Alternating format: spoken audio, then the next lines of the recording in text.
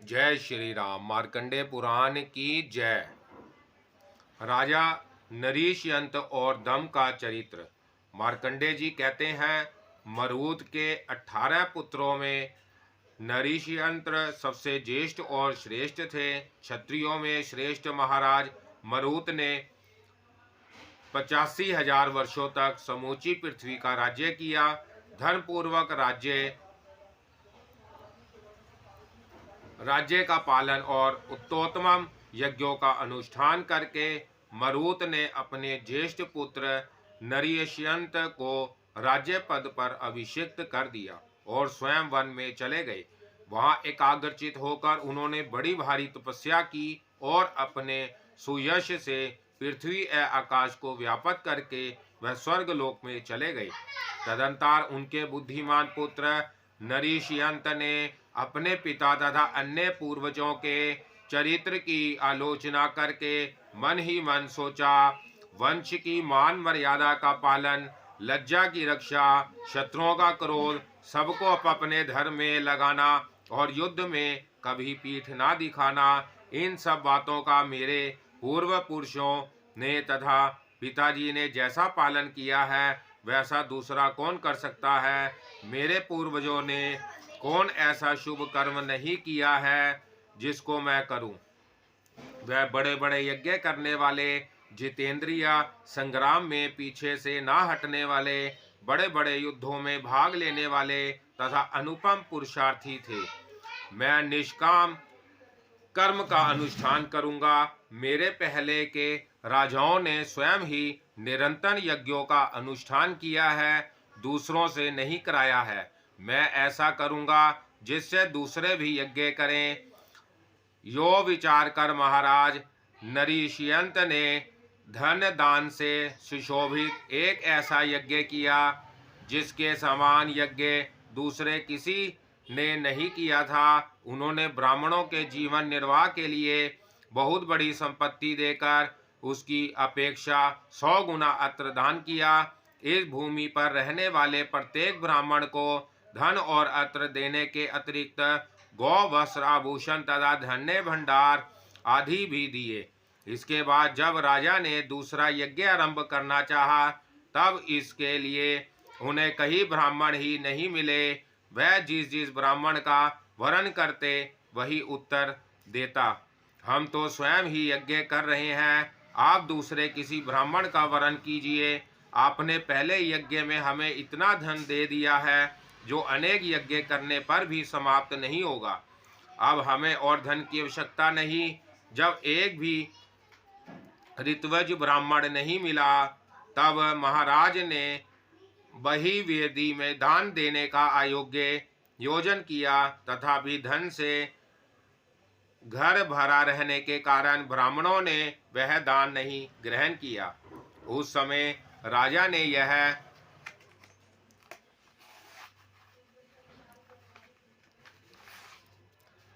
उदार प्रकट किया, अहो इस पृथ्वी पर कहीं एक भी निर्धन ब्राह्मण नहीं है। यह कितनी सुंदर बात है। तदंतर उन्होंने भक्ति पूर्वक बारंबार प्रणाम करके कुछ ब्राह्मणों को ऋत्विज बनाया और बहुत बड़ा यज्ञ आरंभ किया। उस समय बड़े आश्चर्य की बात यह है कि भूमंडल में सभी ब्राह्मण यज्ञ करने लगे, इसलिए राजा के यज्ञ मंडप में कोई सदस्य ना बन सका। कुछ ब्राह्मण यजमान थे और कुछ यज्ञ कराने वाले पुरोहित बन गए। राजा नरीशयंत ने जिस समय यज्ञ आरंभ किया, उस समय पृथ्वी के समस्त ब्राह्मण उन्हीं के दिए हुए धन से यज्ञ करने लगे। पूर्व दिशा में 18 करोड़, पश्चिम में 7 करोड़, दक्षिण में 14 करोड़ और उत्तर में 15 करोड़ यज्ञ एक ही समय आरंभ हुए। इस प्रकार मरुत नंदन राजा नरीशयंत बड़े धर्मात्मा हुए। वह अपने बल और पुरुषार्थ के लिए सर्वत्र प्रसिद्ध थे।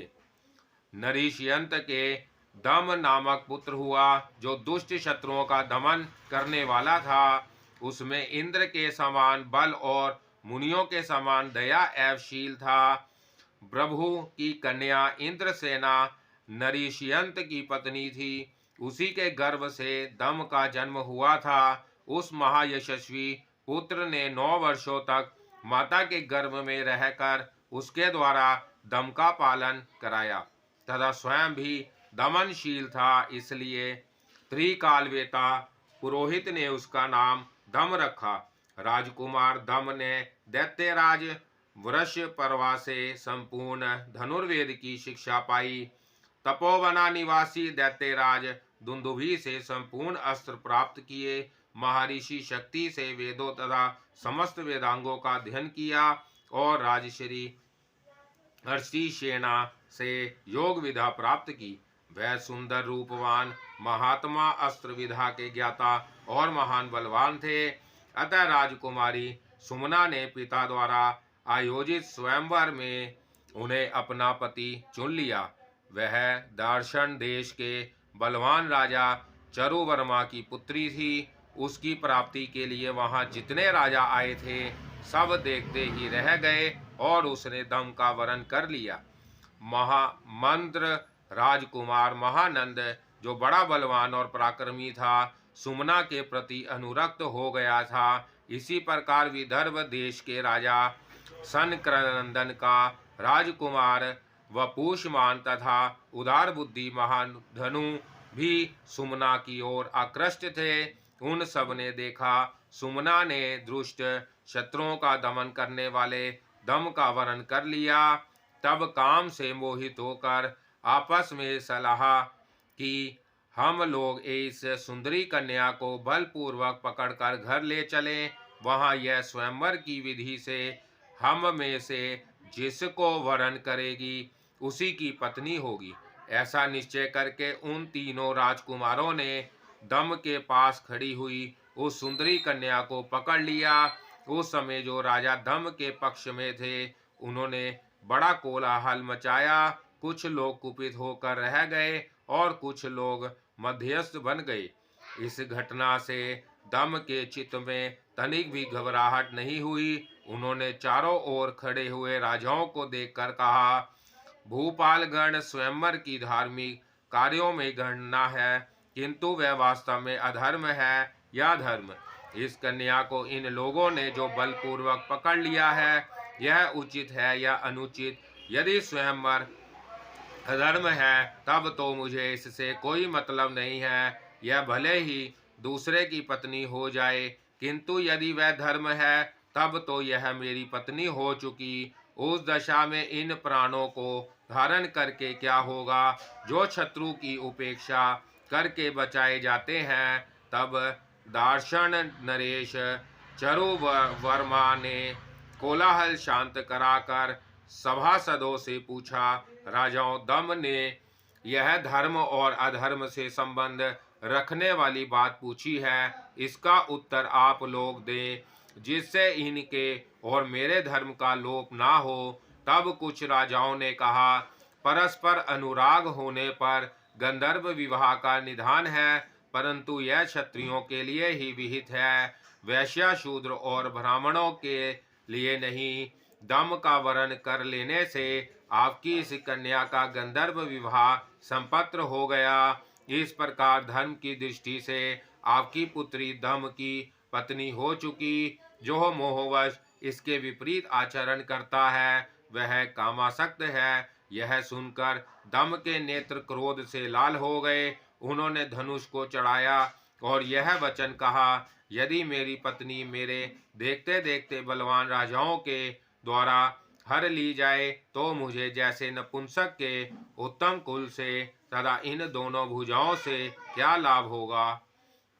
उस दशा में तो मेरे अस्त्रों को, शौर्य को, बाणों को, धनुष को तथा महात्मा मरुत के कुल में प्राप्त हुए जन्म को भी धिक्कार है। यों कहकर दम ने महानंद आदि समस्त शत्रुओं से कहा, भूपालो, यह बाला अत्यंत सुंदरी और कुलीन है। यह जिसकी पत्नी नहीं हुई उसका जन्म लेना व्यर्थ है। यह विचार कर तुम लोग युद्ध में इस प्रकार यत्न करो जिससे युद्ध में मुझे परास्त करके इसे अपनी पत्नी बना सको। यह कहकर राजकुमार दम ने वहां ब्राह्मणों की बौछार आरंभ की। जैसे अंधकार वर्षों को ढक देता है, उसी प्रकार दम ने उन राजाओं को बाणों से आच्छादित कर दिया। वह भी वीर थे, अतः बाण शक्ति रिष्टि तथा मुद्रों को वर्षा करने लगे, किंतु दम ने उनके चलाए हुए सब हथियारों को खेल खेल में ही काट डाला। तब महापराक्रमी महानंद वहां आ पहुंचे और उनके साथ युद्ध करने लगे।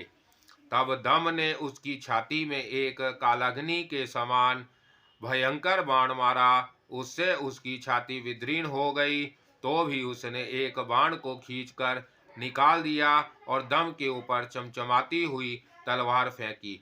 उसे उल्का के समान अपनी ओर आते देख दम ने शक्ति के प्रहार से काट डाला और वेत संपत्र नामक बाण से महानंद का मस्तक धड़ से अलग कर दिया।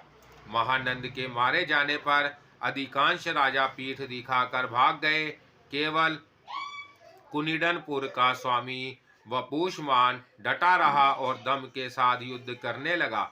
युद्ध करते समय उसकी भयंकर तलवार को दम ने बड़ी फुर्ती से काट दिया तथा उसके सारथी के मस्तक और ध्वजा को भी काट गिराया।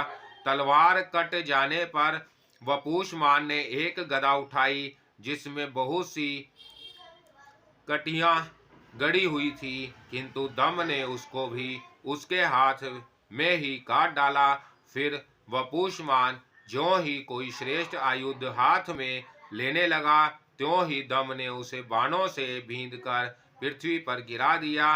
पृथ्वी पर गिरते ही उसका सारा शरीर व्याकुल हो गया। वह थर थर कांपने लगा। अब युद्ध करने का उसका विचार ना रहा। उसको इस अवस्था में देखकर दम ने जीवित छोड़ दिया और प्रसन्न चित्र हो सुमना को साथ ले वहां से चला दिया।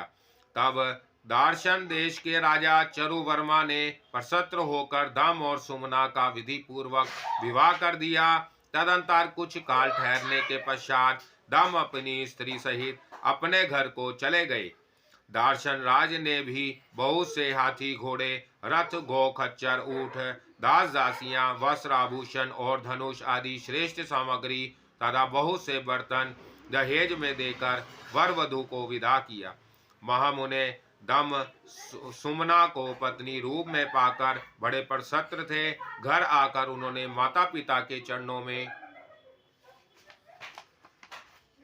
प्रणाम किया। सुमना ने भी सास ससुर के चरणों में मस्तक झुकाया।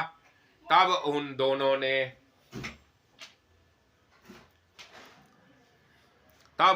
ने भी आशीर्वाद देकर नव दंपति का अभिनंदन किया। फिर तो नरीश्यंत के नगर में बड़ा भारी उत्सव मनाया गया। दार्शन राज संबंधी हुए और बहुत से राजा पुत्र के हाथों युद्ध में परास्त हो गए। यह सुनकर महाराज नरीश्यंत बहुत प्रसन्न हुए। दार्शन राजकुमारी सुमना दम के साथ बहुत समय तक विहार करती रही। फिर उसने गर्भ धारण किया।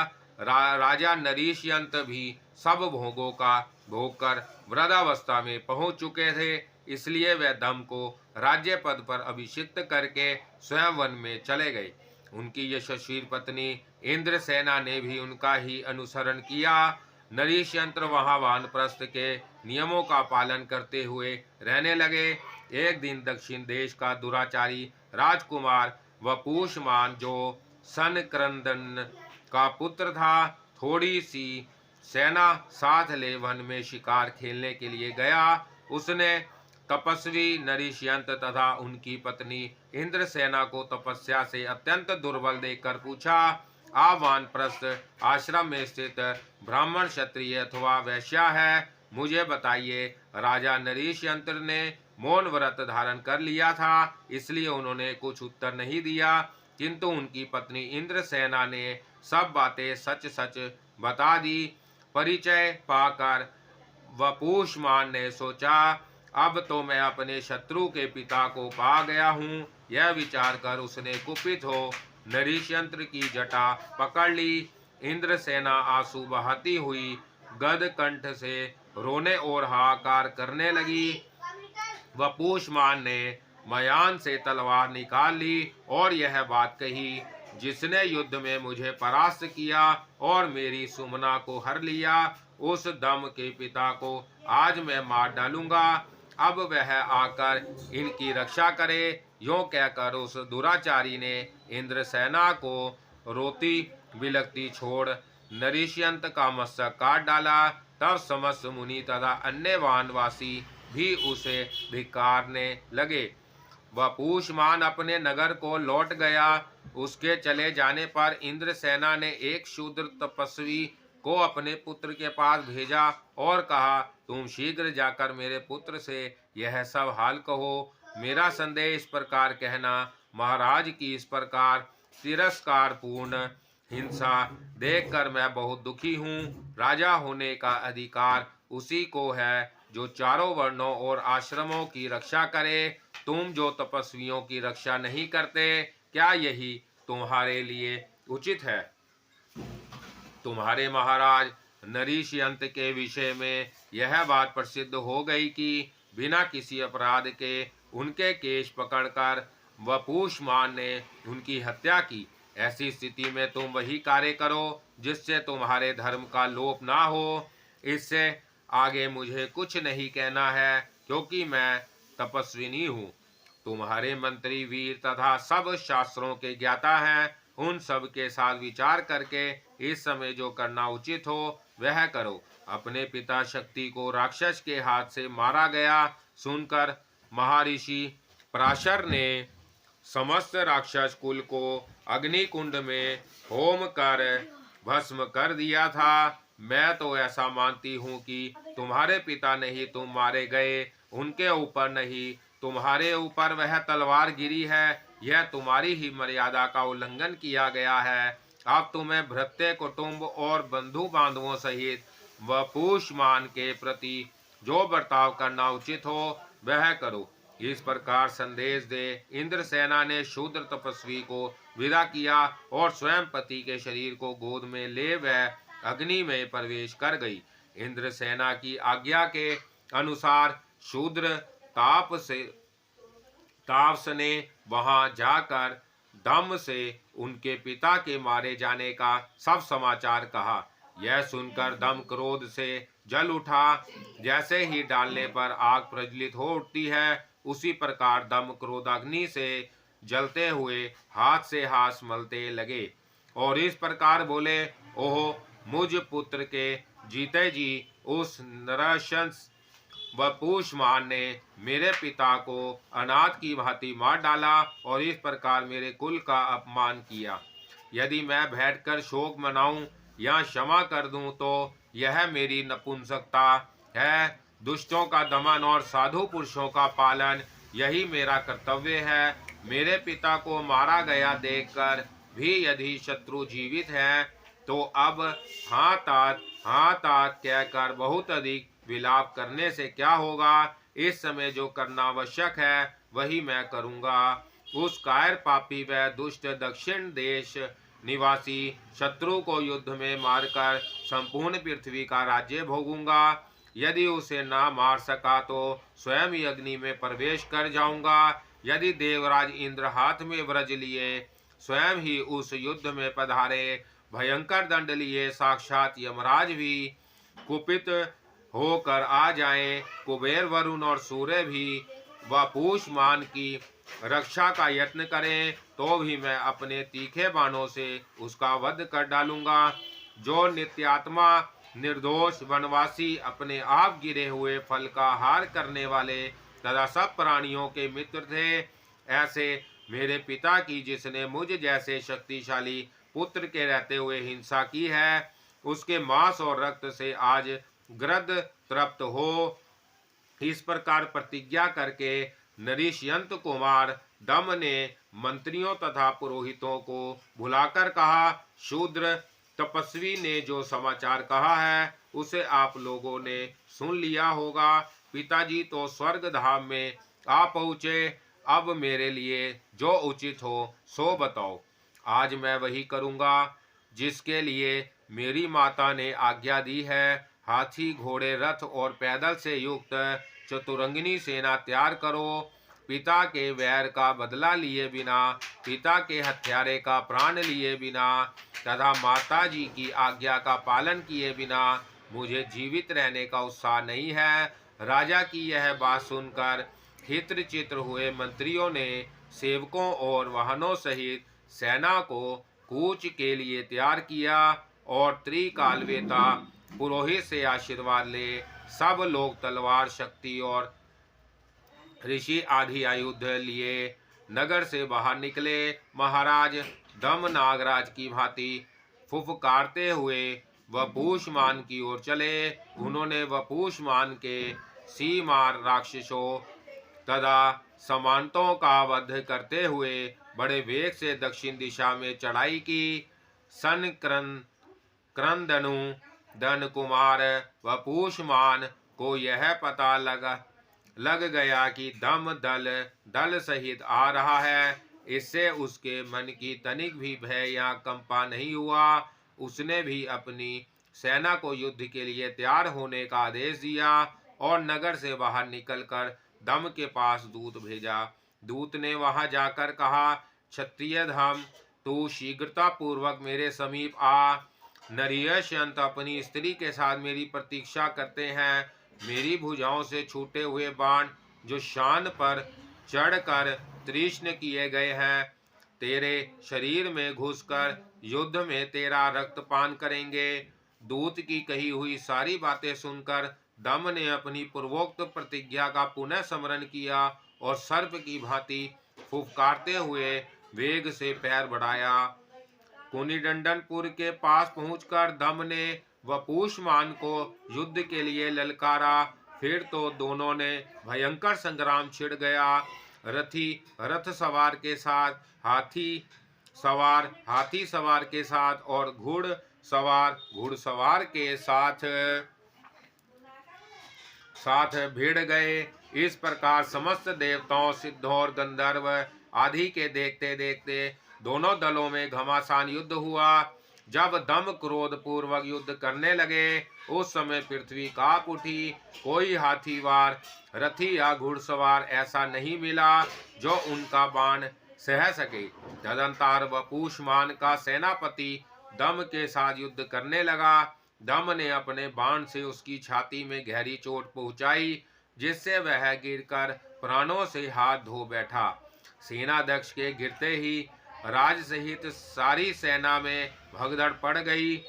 तब दम ने कहा, ओ दुष्ट, तू मेरे तपस्वी पिता, जिनके हाथ में कोई शस्त्र नहीं था, अकारण वध करके वहां भागा जाता है। यदि क्षत्रिय है तो लौट आ।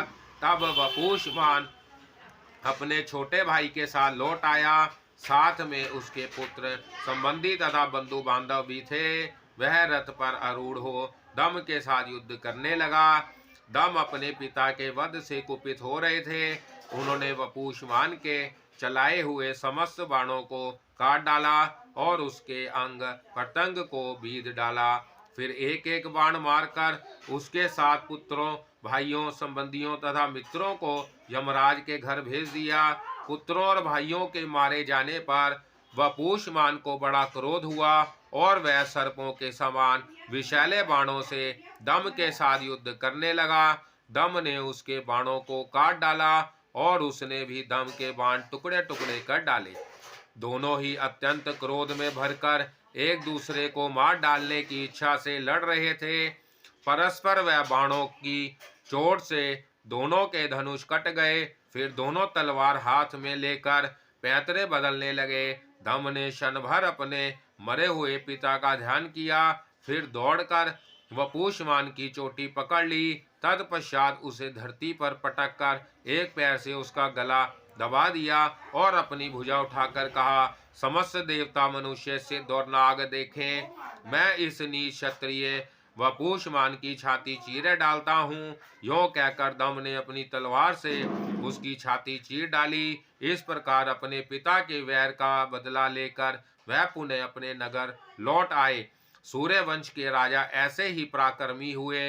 इनके अतिरिक्त भी बहुत से शूरवीर, विधान, यज्ञकर्ता और धर्मज्ञ राजा हो गए हैं। वह सभी वेदांत के पारंगत पंडित थे। मैं उनकी संख्या बतलाने में असमर्थ हूँ। इन सब राजाओं का चरित्र श्रवण करके मनुष्य पाप से मुक्त हो जाता है। जय श्री राम। मार्कंडे पुराण की जय। श्री मार्कंडे पुराण का उपसंहार और महत्व में पक्षी कहते हैं, जैमिनी जी महातपस्वी मार्कंडे मुनि ने यह सब कथा सुनाकर क्रोष्टकी जी को विदा कर दिया।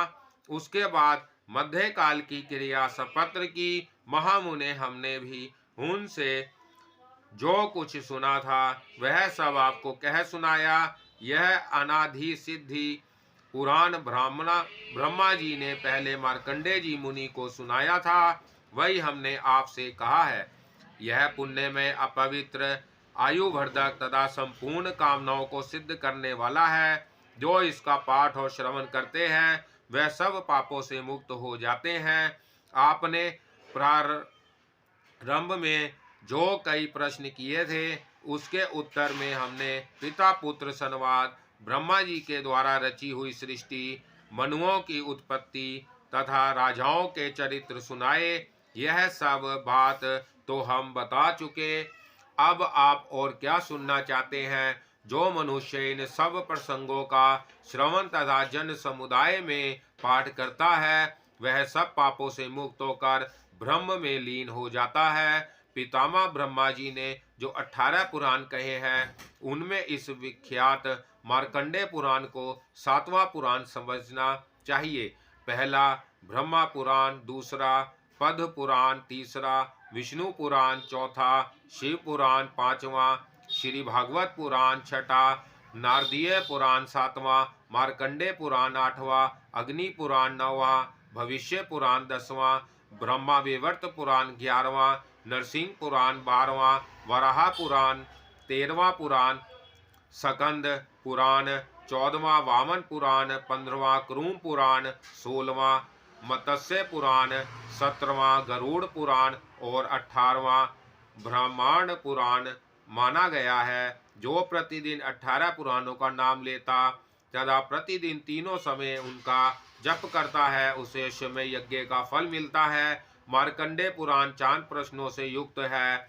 इसके श्रवण से 100 करोड़ कल्पों के लिए हुए पाप नष्ट हो जाते हैं। ब्रह्मा हत्या आदि पाप तथा अन्य अशुभ इसके श्रवण से उसी प्रकार नष्ट होते हैं जैसे हवा का झोंका लगने से रुई उड़ जाती है। इसके श्रवण से पुष्कर तीर्थ में स्नान करने का पुण्य प्राप्त होता है। वंध्या अथवा मतवत्सा सा स्त्री यदि यथावत इस पुराण का श्रवण करे तो वह समस्त शुभ लक्षणों से संपन्न पुत्र प्राप्त करती है। इसका श्रवण करने से मनुष्य आयु, आरोग्य, ऐश्वर्य, धन धान्य, पुत्र तथा अक्षय वंश प्राप्त करता है। ब्राह्मण इस पुराण को पूरा सुन लेने के बाद जो अवश्य कर्तव्य है वह सुनो। विधि पूर्वक अग्नि की स्थापना करके विधान पुरुष होम करे। पुराण स्वरूपा भगवान गोविंद का हृदय कमल में ध्यान करके गंध, पुष्प, माला, वस्त्र तथा नैवेद्य आदि के द्वारा पूजन करे।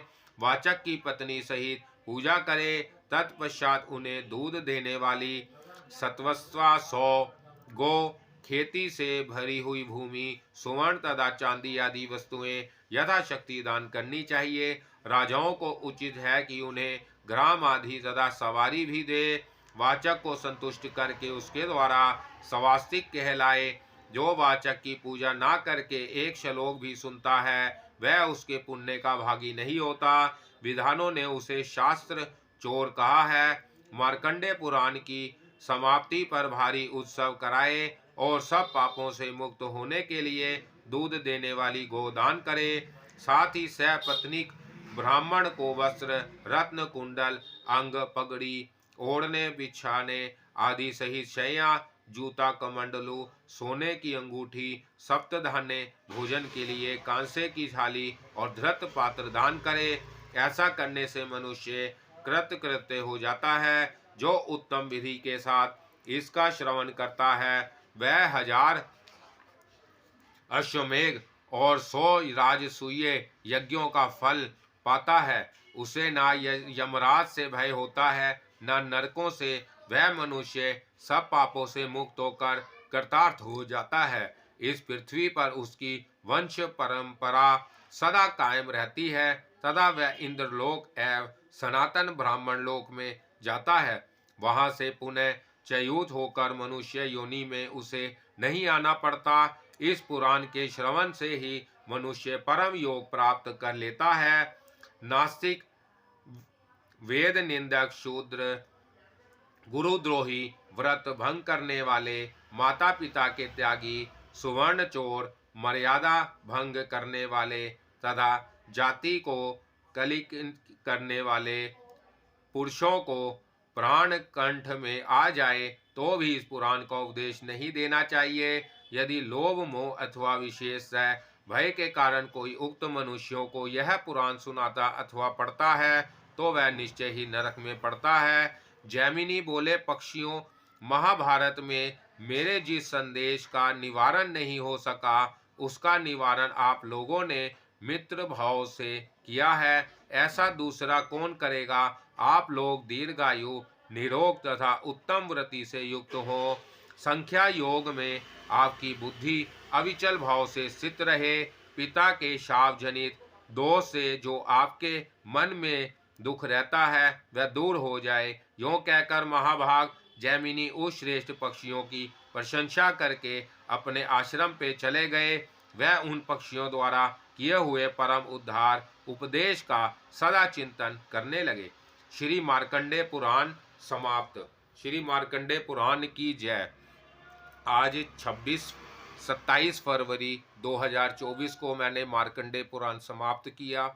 आप लोगों का सभी का भला हो। इसे सुने, इसे आप रोज़ सुने, इसे लाइक करें, शेयर करें ज़्यादा से ज़्यादा, ताकि सब लोगों का कल्याण हो, विश्व का कल्याण हो, पूरे विश्व में कृपा हो।